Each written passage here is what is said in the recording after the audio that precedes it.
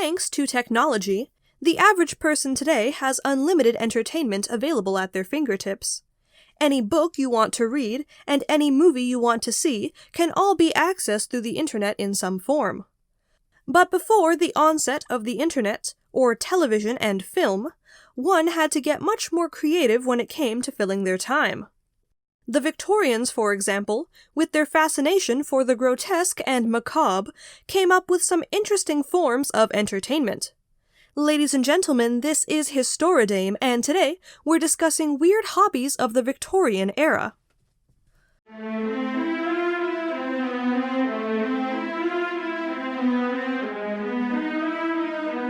Much like the fascination with true crime stories today, the Victorians also had an interest in the tragic and gruesome. With newspapers providing increasingly sensationalized reports on crime, events like bank robberies, accidents, and of course, murder, held the public's attention in a way that they never had before.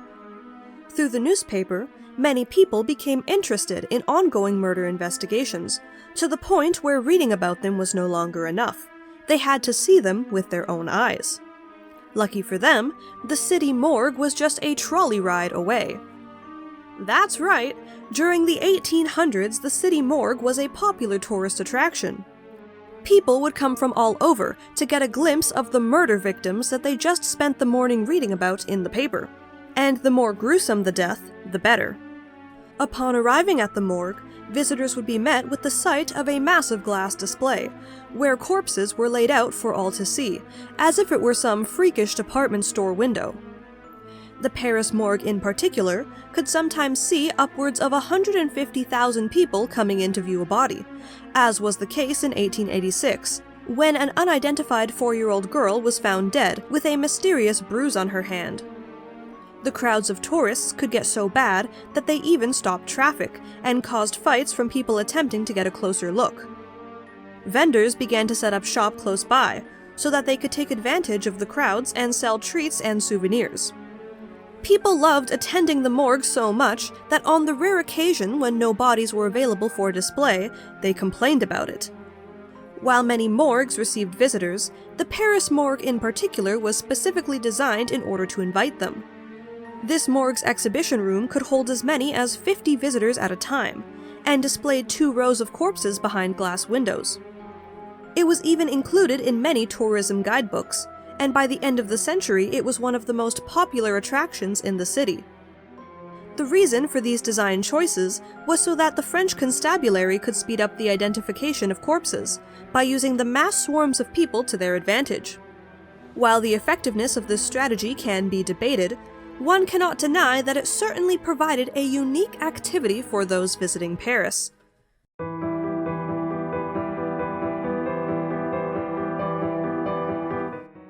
Aside from going out of their way to view the dead, some people in the Victorian era would even go as far as to attempt to speak with them. Seances became a popular activity during this time, especially for those in wealthy or eccentric circles. These gatherings would consist of a group of people attempting to commune with the dead, often led by a medium, who was an individual that claimed to have psychic abilities. Unlike almost every other career during this time, the position of medium was one of the few in which women were more respected than men, since it was believed that their submissive nature allowed them to access other realms more easily. Personally, I think that the more likely reason was because dealing with 19th century sexism meant that you had to become a good actress, but that's neither here nor there. Although there was no one set of rules for conducting a seance, there were a few activities that were common. Once everyone was ready to begin, they would sit around a table and hold hands. Then the medium would lead them through the process. Candles were frequently lit, and some mediums would even use certain devices, such as a Ouija board, in order to receive a message from the deceased.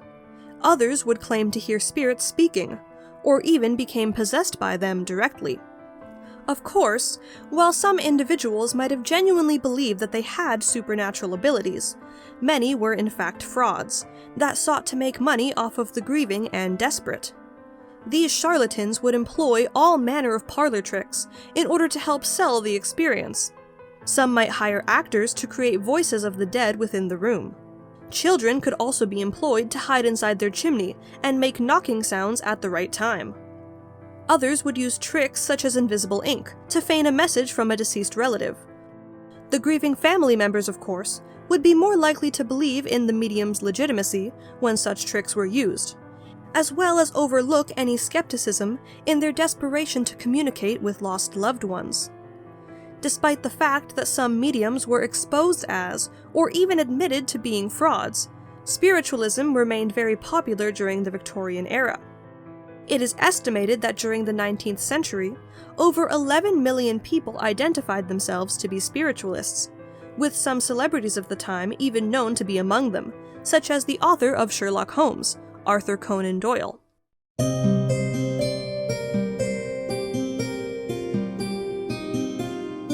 But for those who were not interested in morbid ways to spend their time, there were also many Victorian hobbies that involved getting out and enjoying nature, or rather bringing nature to you. During the 1800s, there was a growing cultural interest in botany, which would reach its tipping point around the 1840s, with the event known as the Victorian fern craze, or Pterodomania. In this time, ferns and fern symbolism were present almost everywhere, in homes, artwork, fashion, literature, and of course, gardens. Books on identifying common varieties of European ferns were flying off the shelves, and many fans of the plant would even collect them, cultivating ferns in their homes or saving them in scrapbooks. Fern hunting parties became a popular social event, especially for younger individuals who might be looking for a casual environment in which to meet a romantic partner. Fern collection was also one of the few outdoor hobbies that was socially appropriate for women, providing them with some much-needed adventure and even the opportunity to leave the house unchaperoned, since it was considered to be a wholesome activity. Additionally, it was also one of the few hobbies that transcended class divides, as it was accessible in some form to people of all means. But of course, if one wants to hoard as many ferns as possible, one needs a location, and a backyard garden would allow your precious ferns to perish once the season changed. To combat this issue, many people began constructing fern-dedicated greenhouses, known as ferneries, in which avid collectors might display their ferns.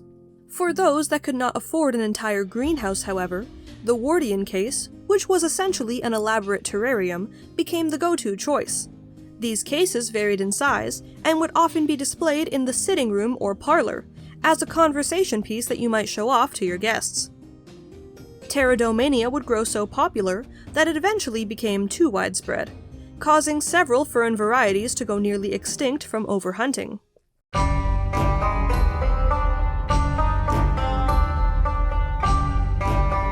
Another craze that the Victorians were known for is Egyptomania. When news of Napoleon's conquests in Africa reached Europe, rising tourism caused the upper classes to become obsessed with all things Egyptian, including fashion, artwork, and historical artifacts. A trip to Egypt became common among esteemed social circles, and in typical rich people fashion, individuals would flaunt this journey by bringing back all manner of souvenirs.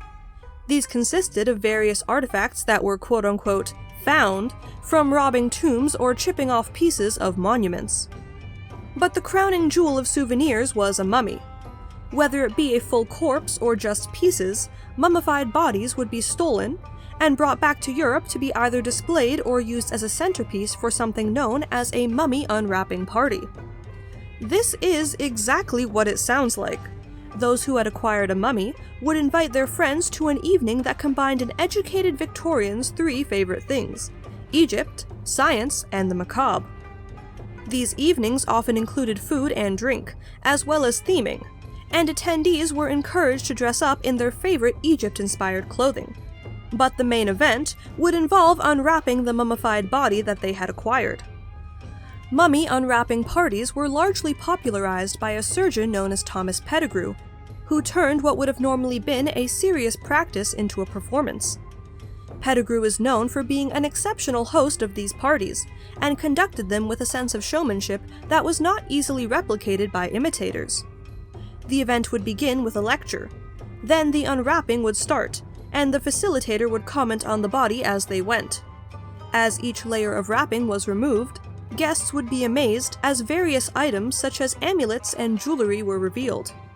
These things would then be distributed amongst a lucky few people, before continuing with the unwrapping. Once the event had reached its conclusion, those who did not receive any artifacts would be gifted with pieces of wrapping as a souvenir, and the remaining body would be studied, displayed, or destroyed. Now, if you're hearing this and are feeling pretty disturbed, you're not alone. As fun as it is to point fingers and talk about all the weird things that the Victorians did, we have to address the fact that this practice was incredibly disrespectful. Not only were they desecrating a human body, but they were doing this to a group of people whose burial traditions had a great amount of significance in their culture. Luckily, once the shock and novelty of mummy unwrappings began to wear off, people realized that they were engaging in a pretty despicable hobby. The scientific community also began to take more interest in mummies. Once the trend fell out of fashion, unwrappings would continue to be conducted by scientists, but for the purpose of research. And thankfully, the time of them being a public spectacle had finally come to an end. And there you have it. 4 weird things that the Victorians did for entertainment. If you want to see another video like this, please let me know. There's tons of weird hobbies out there and I would love to talk about them. If you want to see more content like this, you can also subscribe to my channel and keep up to date on all the fun history videos of the future. But for now, I bid you farewell.